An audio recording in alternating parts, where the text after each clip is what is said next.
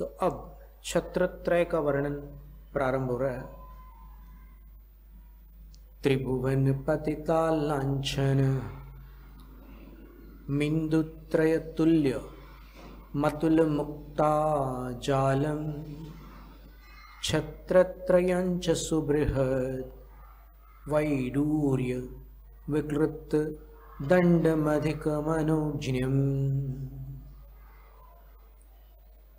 भगवान तीनों जगत के स्वामी हैं, तीनों जगत के ईश है, त्रिभुवन पति हैं, त्रिलोकी नाथ है। उसका चिन्ह ये तीन छत्र है।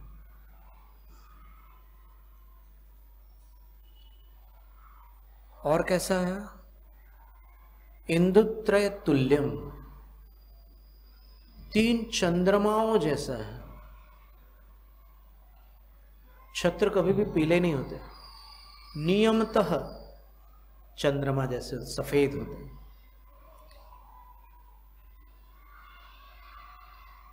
अतुल मुक्ता जालम, और जिसकी तुलना नहीं की जा सकती ऐसी मुक्ता यानी मोतियों के एक विशिष्ट जाल से, उसकी एक संरचना से, तोरण के समान उसमें मोती की झालरें लटक रही हों, ऐसे वो छत्रों की किनारियां होती है।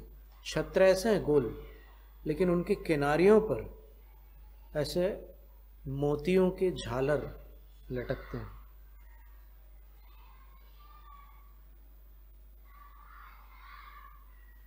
और एक ऐसी जानकारी इसमें आ रही है जो संभवतः वर्तमान काल में नवीन हो आपके लिए। वो ये है कि सुबृहद वैडूर्य विक्लृप्त दंडम, ये तीन छत्र जो होते हैं वो डंडे में लगे होते हैं। ये श्रृंखला से लटके नहीं होते। आगम में कहीं भी आप देखेंगे, अभी जैसे ये सामने अपने श्लोक खुला हुआ है, पूज्यपाद आचार्य द्वारा विरचित है नंदीश्वर भक्ति में, तो प्रातिहार्यों का वर्णन चल रहा है। तो ये 20वां काव्य है प्रातिहार्यों। जिनेंद्र के वर्णन में 34 अतिशयों का वर्णन करने वाले काव्य थे, फिर अष्ट प्रातिहार्यों का वर्णन चल रहा था। तो इसमें जो 20 क्रमांक काव्य है, इसमें लिखा है कि वो तीन छत्रों का डंडा कैसा होता है। इससे क्या स्पष्ट हुआ कि छत्रों का डंडा होता है, ये तो सिद्ध हो गया। तो ये स्पष्ट है कि छत्र डंडे में लगे रहते हैं, लटके नहीं होते। इसलिए जैसे अभी आपने इशारा किया कि यहाँ मुक्ता फल जैसी संरचना दिख रही है, तो फिर हमने यहाँ का चित्रण नहीं किया क्योंकि यहाँ ऊपर से लटक रहे हो। और इसमें जो लिखा हुआ है वो छत्रों के अंदर बीचों बीच वो डंडा है। इसमें जो वर्णन है उसके अंतर्गत वो बीचों बीच एक डंडा है। सुबृहत वैडूर्य विक्लृप्त दंडम बृहंत चितानि वैडूर्याणि च तैर विक्लृप्त। वो डंडा ऐसा होता है जिसमें तीनों छत्र आ जाते हैं और सबसे ऊपर वाले छत्र के ऊपर कुछ नहीं होता, हो ही नहीं सकता। वो तो चरम सीमा है, पराकाष्ठा है, उसके ऊपर कुछ कैसे हो सकता है। और वो जो डंडा है उस पर सुबृहत अत्यंत बड़े बड़े वैडूर्य मणि लगे रहते हैं। डंडे में वो रत्न जड़े होते हैं। वैडूर्य मणि की विशेषता पद्म पुराण में आई है। रविशेन आचार्य महाराज ने लिखा है कि जब राजा कीर्तिधर दीक्षा लेने के लिए तत्पर हुए तो उन्होंने अपने पुत्र सुकौशल को अयोध्या का राजभार सौंप दिया और स्वयं दीक्षा के लिए तत्पर हो गए। तो तब मंत्री जनों ने उनसे कहा कि आपके पूर्वजों ने जो राज्य भार दिया था वो अपने पुत्रों को प्रशिक्षित करके, व्यवस्थित करके, सिंहासन पर स्थापित करके दीक्षा भार ग्रहण किया था। अभी सुकौशल जो आपका पुत्र है वो आपकी महारानी सहदेवी से उत्पन्न हुआ है, वो बालक है, शिशु है। तब भी वैराग्य तो वैराग्य होता है। राजा ने उसके सिर पर ऐसे तिलक लगा दिया, बोले कि मैंने इसको राजा घोषित कर दिया है, अब मैं राजा नहीं हूँ और इसकी देख रेख मंत्रिमंडल करेगा, और जब तक ये योग्य न हो जाए तब तक आप अयोध्या को सुरक्षित रखेंगे। फिर जब सुकौशल बड़े हो गए, योग्य हो गए, तो फिर वो सिंहासन पर आरूढ़ हुए, राजा बन गए।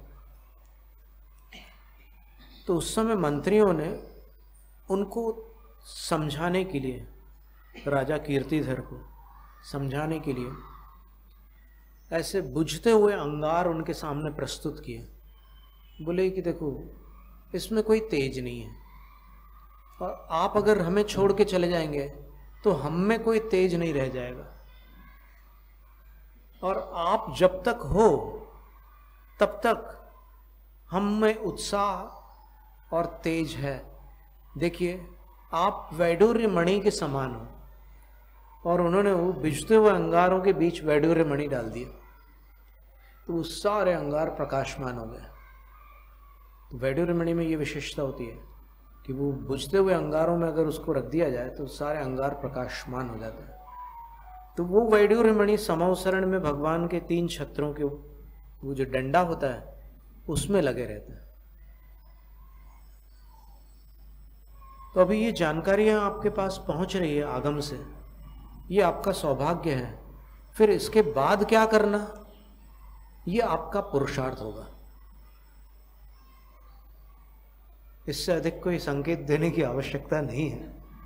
इसके बाद आपकी मर्जी, क्योंकि यहाँ तो जिनवाणी माता केवल बताती है कि क्या योग्य है, क्या अयोग्य है। अब योग्य में प्रवृत्ति करना और अयोग्य से निवृत्त होना, ये जिनवाणी को जो मां मानता है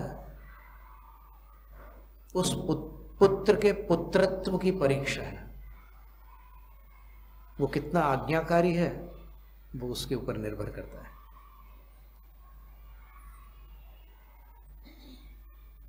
आपको वैसा छत्र अगर देखना हो तो हम बताने का प्रयत्न करते हैं। उसका एक चित्र है, छाया चित्र है।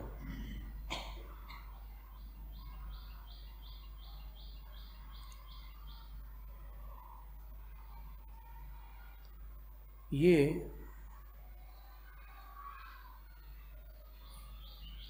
कर्नाटक में एक प्रसिद्ध स्थान है, श्रवणबेलगोल।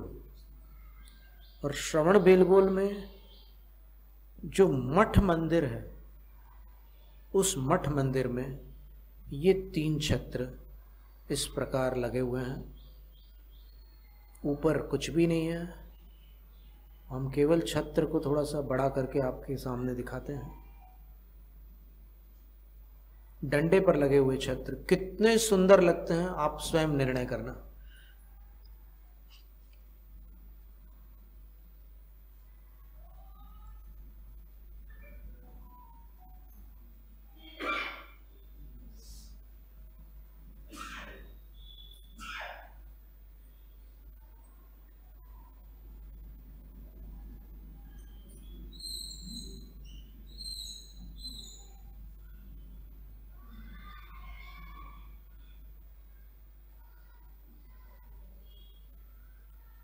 तो ये धर्म में एडजस्टमेंट वाला काम नहीं होना, यहां पर परफेक्ट काम होना। अपनी जानकारी में अगर आगम की बात है तो फिर, और अपनी क्षमता है तो फिर उस पर अमल कर ही लेना।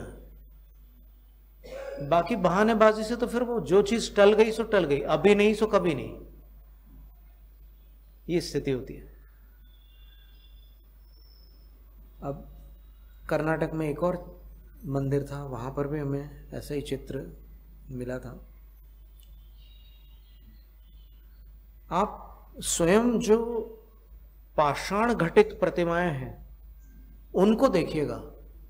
किसी भी पुराने क्षेत्र पर जाकर के जो भी पाषाण की प्रतिमाएं हैं उनको देखिएगा, वो परिकर रहित होंगी ही नहीं।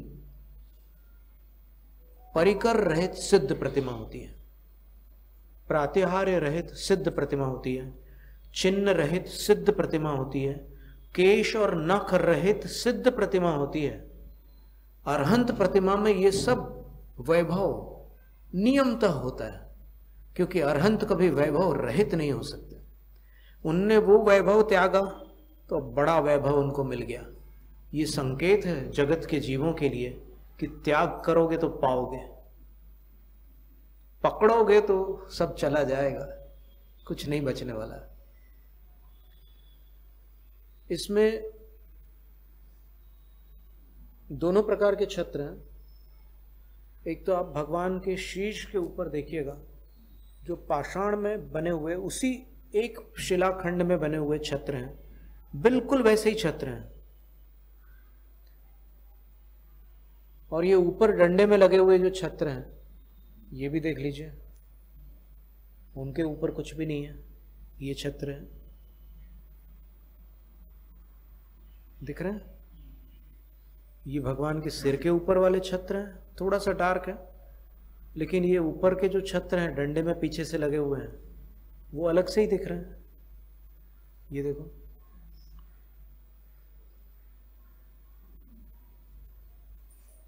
तो अपन भगवान की भक्ति करते हैं, पूजा करते हैं, अपन सब लोग मानते हैं कि भगवान 8 प्रातिहार्य के धारी हैं, सारे तीर्थंकर।